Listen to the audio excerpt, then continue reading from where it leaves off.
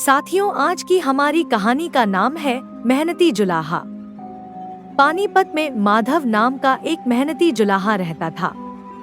वह बेहद सुंदर और रंग बिरंगे वस्त्र बनाता था, लेकिन इसके बावजूद उसे कभी भोजन और कपड़ों से अधिक धन नहीं मिल पाता था। अन्य जुलाहे जो साधारण कपड़े बुनते थे, धनी हो गए थे। एक दिन माधव ने अपनी पत्नी से कहा, देखो, साधारण कपड़े बुनने वाले जुलाहे कितने धनवान हो गए हैं और मैं इतने सुंदर वस्त्र बनाते हुए भी गरीब हूँ।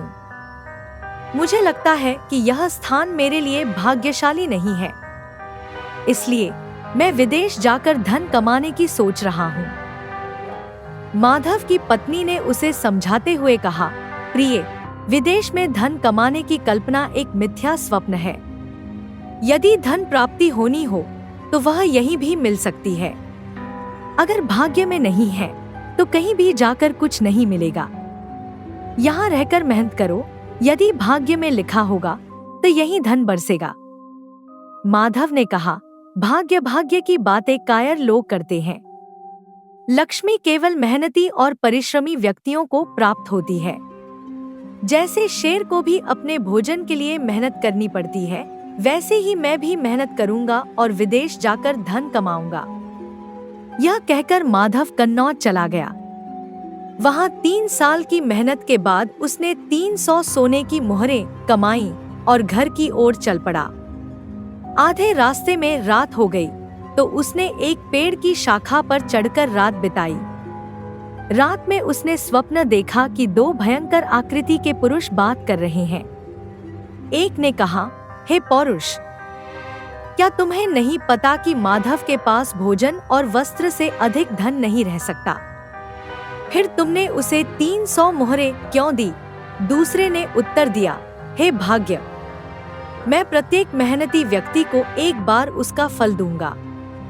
हाँ, वह धन उसके पास रहेगा या नहीं ये तुम्हारे अधीन है। स्वप्न के बाद जब माधव जागा तो उसने देखा कि मोहरों का पात्र खाली था। यह देखकर वह दुखी हो गया और सोचने लगा कि अपनी पत्नी और मित्रों को क्या कहूँगा।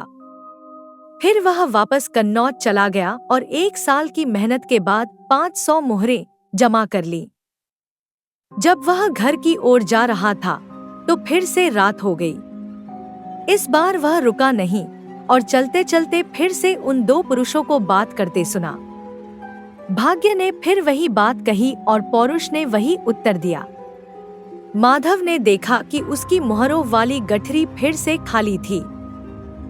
2 बार खाली हाथ होने के बाद माधव बहुत दुखी हुआ और उसने सोचा कि इस धनहीन जीवन से तो मृत्यु ही बेहतर है। उसने गले में फंदा लगाया और टहनी से बांधकर लटकने ही वाला था कि उसे आकाशवाणी सुनाई दी, माधव, ऐसा साहस मत करो। मैंने ही तुम्हारा धन चुराया है। तुम्हारे भाग्य में भोजन और वस्त्र से अधिक धन नहीं है। व्यर्थ धन संचय में अपनी शक्तियां नष्ट मत करो। घर जाकर सुख से रहो। किंतु माधव नहीं माना तो आकाशवाणी ने उससे कहा, तुम्हारे साहस से मैं प्रसन्न हूँ। तुम एक वरदान मांग सकते हो। माधव ने कहा, मुझे वरदान में बहुत सारा धन दे दो।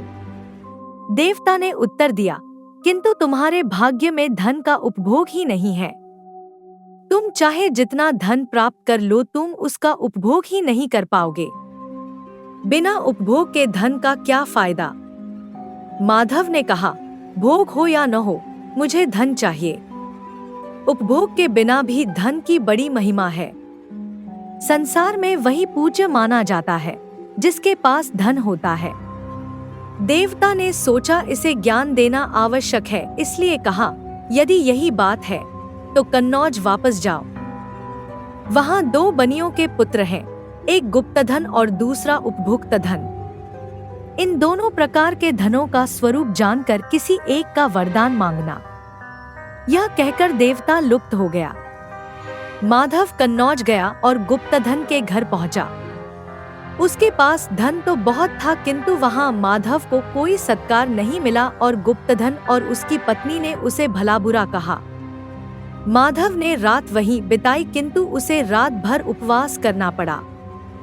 फिर माधव उपभुक्त धन के घर गया।